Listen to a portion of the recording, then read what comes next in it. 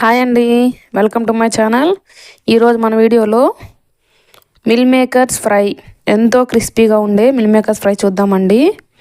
ముందుగా ఒక cup mill మేకర్స్ని water పోసుకొని ఒక 10 మినిట్స్ పాటు నానిచ్చుకోవాలండి. ఒక 2-3 టైమ్స్ శుభ్రంగా కడుక్కోండి, అప్పుడు వాటిలో ఏమైనా మట్టి ఉంటే పోతుంది. ఒక 10 మినిట్స్ నానిన తర్వాత ఇలా వాటర్ని స్క్వీజ్ చేసుకొని ప్లేట్లో తీసుకొని పక్కన పెట్టుకుందామండి. ఇలా వాటర్ అన్ని తీయటం వల్ల స్మెల్ అనేది లేకుండా ఉంటాయి, ఏదైనా డస్ట్ ఉన్నా కూడా పోతుందండి. మీకు నచ్చినట్టయితే హాట్ వాటర్లో ఒక 5 మినిట్స్ ఉంచుకొని స్టెయిన్ చేసేస్తే సరిపోతుందండి. అప్పుడు కూడా మనం చేత్తో పిండాలండి, లేకపోతే వాటర్ అనేది ఉండిపోతాయి. ఇదిగో ఈ విధంగా మెత్తగా ఉండాలి. ఇవి పెద్ద సైజు చిన్న సైజు ఉంటాయండి, నేనైతే చిన్న సైజు వాడుతున్నాను. మీకు నచ్చినట్టయితే ఏ సైజు అన్న వాడుకోవచ్చు.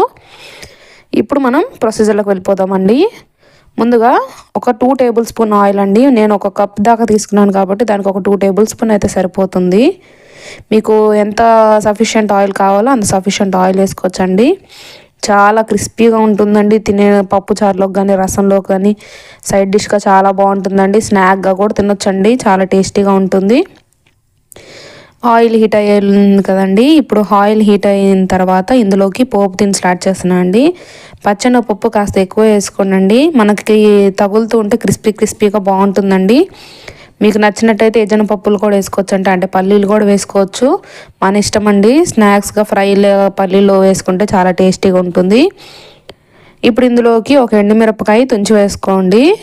ఇలా ఒకసారి గెట్తో తిప్పుకొని ఇందులోకి ఒక చిన్న సైజు ఆనియన్, ఒక 2 పచ్చిమిరపకాయలు ఇలా చీల్చుకొని ఫ్రై చేసుకోవాలండి. కాస్త కలర్ మారేంత వరకు ఫ్రై చేస్తే సరిపోతుంది, ఎక్కువ ఫ్రై చేయాల్సిన అవసరం లేదండి. ఇలా ఈ విధంగా ఫ్రై చేసుకోవాలి.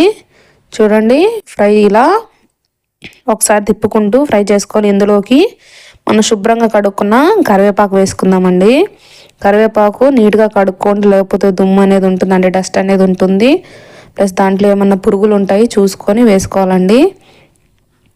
ఇలా ఫ్రై చేసుకోవటం వల్ల మనం పప్పులో కానీ బాగుంటుందండి, చాలా బాగుంటుంది. పిల్లలు కూడా తినడానికి చాలా ఇష్టపడతారండి. ఇలా ఫ్రై చేసి వారానికి ఒకసారి పెట్టడం వల్ల కూడా మన హెల్త్కి కూడా చాలా మంచిదండి. ఇందులో ఎటువంటి మసాలాలు ఎక్కువ వేయాల్సిన అవసరం లేదండి. జస్ట్ 1 టేబుల్ స్పూన్ అల్లం వెల్లుల్లి పేస్ట్ వేస్తున్నాను. అల్లం వెల్లుల్లి పేస్ట్ వేసిన తర్వాత పచ్చివాసన పోయేంత వరకు ఫ్రై చేసుకుందామండి. చూడండి, ఈ విధంగా ఫ్రై చేసుకుందాము. ఈ ఫ్రై అయ్యేలోపు ఒక్క చిన్న రిక్వెస్ట్ అండి, మన వీడియోని కొత్తగా ఎవరైనా చూస్తున్నట్టే సబ్స్క్రైబ్ చేసుకోండి, నచ్చినట్టయితే షేర్ చేయండి, ఏమన్నా డౌట్స్ ఉంటే కామెంట్ సెక్షన్లో కామెంట్ చేయండి. ఇలా అల్లం వెల్లుల్లి పేస్ట్ కూడా ఫ్రై అయిన తర్వాత మనం ముందుగా స్క్వీజ్ చేసి పెట్టుకున్నాం, అంటే వాటర్ని స్క్వీజ్ చేసేసి మనం పెట్టుకున్న మిల్ మేకర్స్ అన్ని వేసి ఒకసారి ఫ్రై చేసుకుందాము. ఇది ఎంతోసేపు పట్టదండి, ఒక 10 to 15 మినిట్స్లోనే ఫ్రై అయిపోతుంది.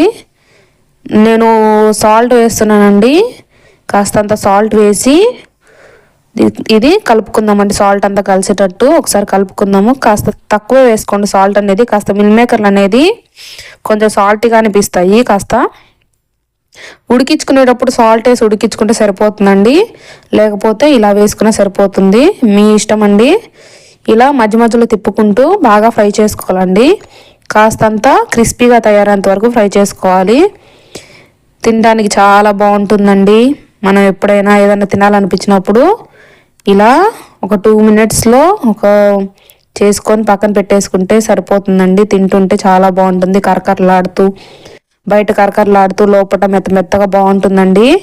చికెన్ ముక్కలు తిన్నట్టే ఉంటుందండి, ఒకసారి ట్రై చేసి చూడండి. కర్రీయే కాదు, ఫ్రై కూడా చాలా టేస్టీగా ఉంటుందండి. చూడండి ఎలా కలర్ మారాయో, ఈ విధంగా ఫ్రై అవ్వాలండి. ఇప్పుడు మనం దీంట్లోకి స్పైసెస్ యాడ్ చేసుకుందామండి. ఏమి ఎక్కువ అవసరం లేదండి, స్పైసెస్ అనేది మన ఇంట్లో చిక్కేవే యాడ్ చేస్తున్నానండి. స్పెషల్గా ఏమీ చేయట్లేదు, ఇంట్లో వాటిని వాడచ్చు. మనము ఇవి లేవు అనుకోవటానికి ఏమీ లేదండి, ఇంట్లోయే హోమ్ మేడ్ అండి అన్నీ. ఇప్పుడు ఇందులోకి 1/2 టేబుల్ స్పూన్ పసుపు, రుచికి సరిపడా కారం అండి. ఆయిల్ కూడా చాలా తక్కువ వేసానండి, మీరు చూసారో లేదో. ఎక్కువ టైం కూడా తీసుకోదు, ఎక్కువ ఆయిల్ కూడా పట్టదండి ఫ్రైకి. ఇలా కారం యాడ్ చేసేద్దామండి. కారం మీ టేస్ట్కి తగ్గట్టు యాడ్ చేసుకోండి, నేనైతే ఒక 1/2 టేబుల్ స్పూన్ యాడ్ చేశాను. కారం వేసిన తర్వాత వెంటనే ఆఫ్ చేయకూడదండి. ఇందులోకి 1 టేబుల్ స్పూన్ ధనియాల పొడి అండి. ఇంకేం యాడ్ చేయట్లేదు, జస్ట్ ధనియాల పొడి మరియు 1/2 టేబుల్ స్పూన్ గరం మసాలా. మీకు నచ్చినట్టయితే వేసుకోండి, లేకపోతే స్కిప్ చేసేసండి. ఇవి వేసుకోవటం వల్ల టేస్ట్ వస్తుంది అనుకోవద్దు, నార్మల్ ఫ్రై చేసుకొని కారం వేసుకున్నా కూడా చాలా టేస్టీగా ఉంటుందండి. ఇది కూడా వేస్తే ఇంకొంచెం స్పైస్ అనేది యాడ్ అవుతుందని నేను వేసానండి. మీకు నచ్చకపోతే స్కిప్ చేసేయచ్చు. ఇలా ఈ విధంగా కారము ఆ స్పైసెస్ అన్నీ కలిసేటట్లు ఒకసారి తిప్పుకుందామండి. చూడండి ఎంత పొడి పొడిగా ఉన్నాయో. ఈ విధంగా చేసుకొని ఇంకొక పక్క పప్పు పెట్టుకొని తింటుంటే చాలా బాగుంటుందండి. మధ్య మధ్యలో ఇది నంచుకుంటూ తింటే ఖచ్చితంగా చాలా టేస్టీగా ఉంటుందండి. మీకు వీడియో ఖచ్చితంగా నచ్చుతుంది.